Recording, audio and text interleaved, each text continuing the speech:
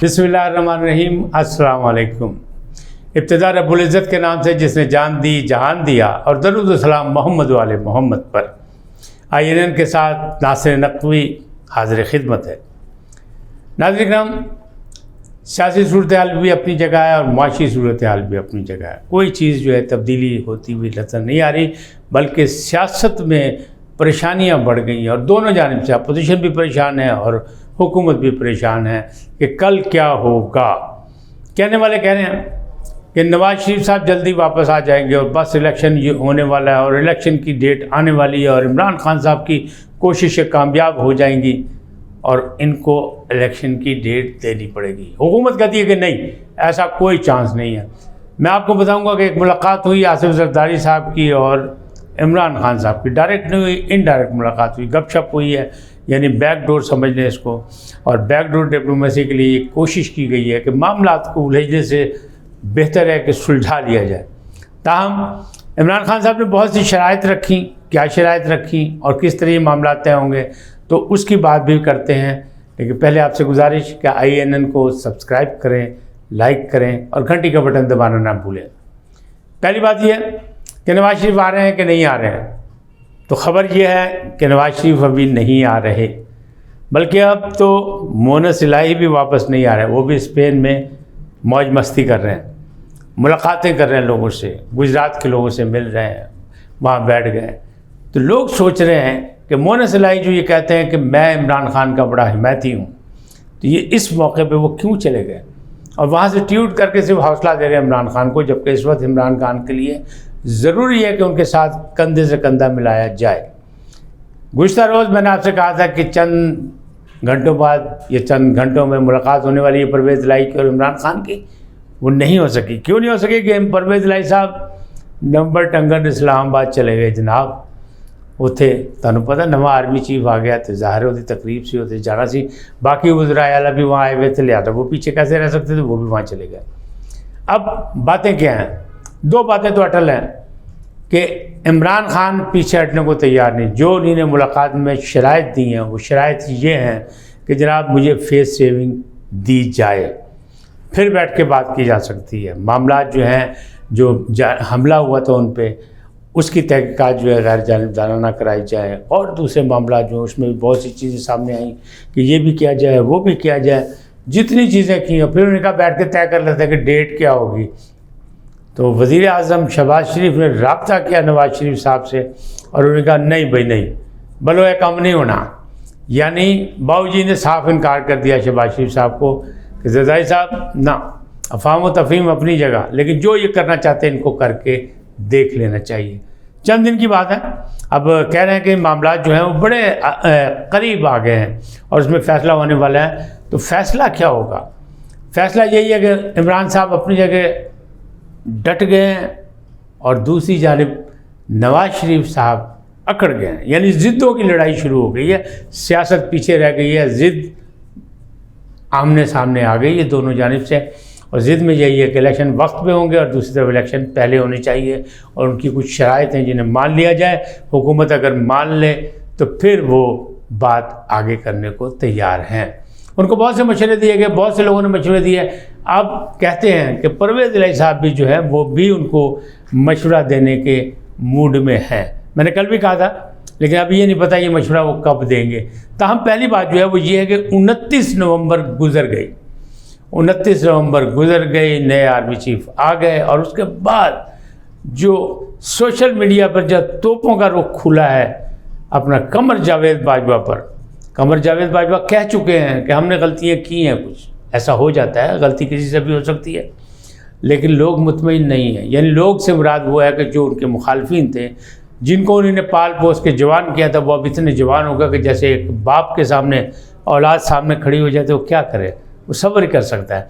कमर जावेद बाजवा किसी चीज़ का जवाब नहीं दे रहे, लेकिन सोशल मीडिया पर उनकी यानी शख्सियत के मुतालिक जो है, एक जानिब तो परवेज़ इलाही कह रहे हैं कि उनको हमेशा याद रखा जाएगा।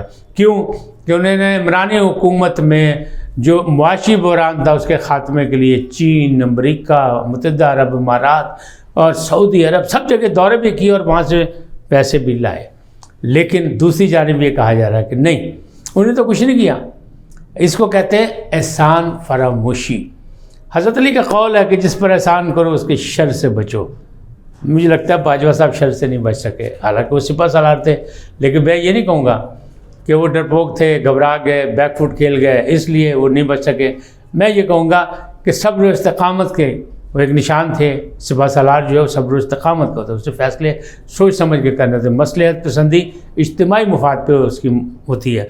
लिहाजा उन्होंने नहीं किया, उन्हें नहीं हो सका जो कुछ भी है। आज ये लोग जो हैं उनको बुरा भला कह रहे हैं, हालांकि ऐसी बात नहीं होनी चाहिए। मेरा ख्याल है हाँ एक छोटी सी कमी रह गई या और गलती होगी बाजवा साहब से कि बाजवा साहब आखिरी खिताब में अगर ये भी कहते थे कि मैं अपनी कोताहियों का एक इंसान की हैसियत से, कि इंसान तो गलती का पुतला है, मैं कह चुका हूँ कि कोताहियाँ होती हैं, गलती हो जाती है, लेकिन मैं अगर मेरी गलती महसूस की जा रही है तो मैं कौम से माजरत चाहता हूँ।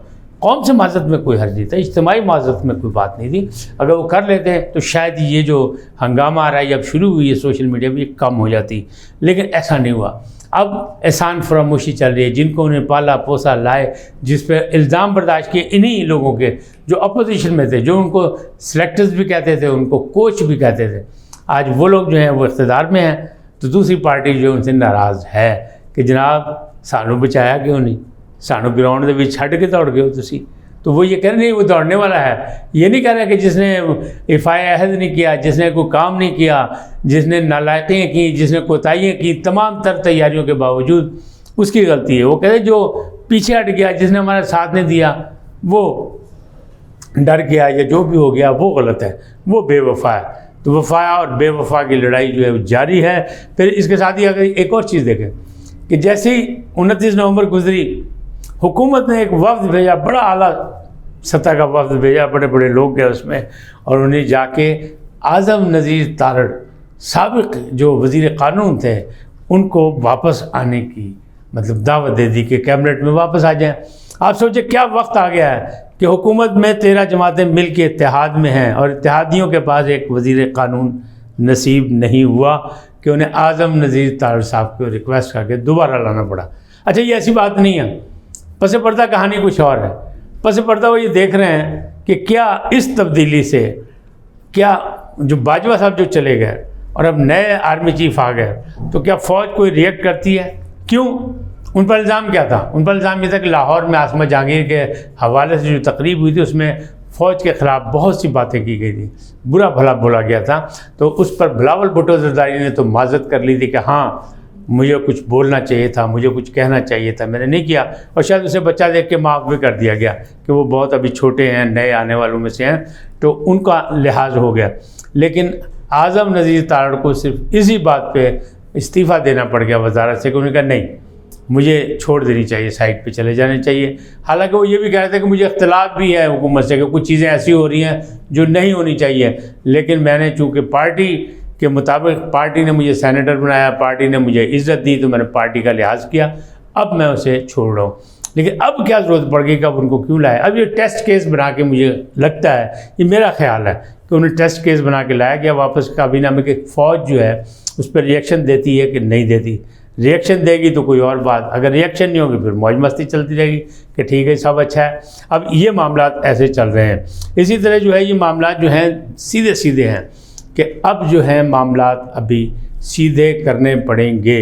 हुकूमत भी परेशान है, उसकी भी रात की नींदें जो हैं, रातों की नींदें जो हैं वो जाग के गुजार रहे हैं, रात की नींद हराम हो गई है कि आखिर होगा क्या। इमरान खान साहब तो कह रहे हैं कि जब हम असम्बली से बाहर चले जाएंगे फिर एक नया मसला पैदा हो जाएगा। इलेक्शन कमीशन के जिस बंदे ने, तर्जुमान ने कहा था कि जी हम इलेक्शन करा देंगे, वो बयान दिया था, उसको मुअत्तल कर दिया गया। और अब दूसरी जानिब जो है कि अगर ये सारे मामला तो अपोजिशन जो है वो भी परेशान है, यानी इमरान खान साहब भी परेशान है, वो भी अपने दाएँ बाएँ जो हैं, क्योंकि उनको कहा जा रहा है, कुछ लोग बता रहे हैं कि पाजी खान साहब, खान आज़म तानू सत सलाम, पहले अपनी मंजी थले डांग फेर लो, ये ना है कि अपने बंदे दाएँ बाएँ हो जाए। क्योंकि जब उनको लाया गया था इक़्तिदार में, जब उनको एक पावर के तहत लोगों को इकट्ठे करके दिए गए थे, उनमें कुछ आज़ाद थे, कोई दूसरी जानिब से कोई इलेक्टेबल थे, सारा कुछ करके दिया गया था, ट्रेस सजा के उनको पेश की गई थी। आज वो हालात नहीं, लिहाजा मामला गड़बड़ हैं, हुकूमत भी परेशान है, अपोजिशन भी परेशान है। असल चीज़ जो है अवाम परेशान है कि अवाम को सहूलियात कैसे मिलेंगी, रिलीफ कैसे मिलेगा, क्या आइंदा इलेक्शन जो है वो भी पाकिस्तान के लिए पाकिस्तानी अवाम के लिए को कारगर साबित होगा, कोई रिलीफ मिलेगा कि नहीं मिलेगा, और मौजूदा हालात में भी बेहतरी आएगी कि नहीं आएगी, उसका किसी को अभी नहीं, क्योंकि अभी तो भाजी सब अपनी अपनी सियासत खेल रहे हैं। और सियासत जिते पहले अपने मुफादात ने या अपनी पार्टी के मुफादात ने या अपने मंशूर के तहत, असल तो इख्तदार है, कुर्सी है, तख्त की लड़ाई है, कुर्सी की लड़ाई है, तो वो मामला जो है उस पर लोग परेशान हैं।